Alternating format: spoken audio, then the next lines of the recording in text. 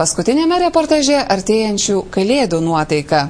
Uostamiestyje antrą kartą organizuojama paramos akcija "Būk draugiškas gausiai šeimai". Pernai prieš Kalėdas metų klaipėdietė Inga Grubliauskienė su savo šeimyna vaikais turtingas šeimas pakvietė pasilinksminti koncerte ir pasivaišinti kareivišką košę.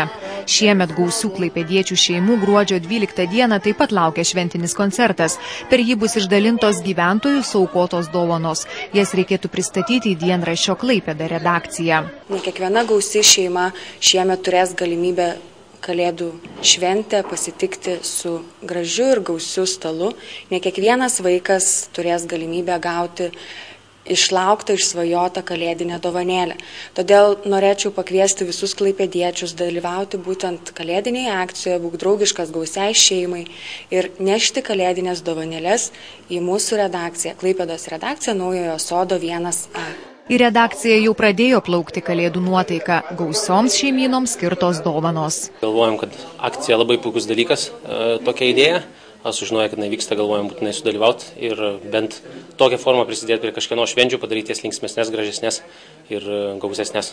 Tikimės, kad mūsų pavyzdys taip pat užkrės ir kitus žmonės, įmonės, mokinius taip pat Klaipėdoje ir tikėkime, kad visi susibūrę padarysim kažkam linksmesnės Kalėdas.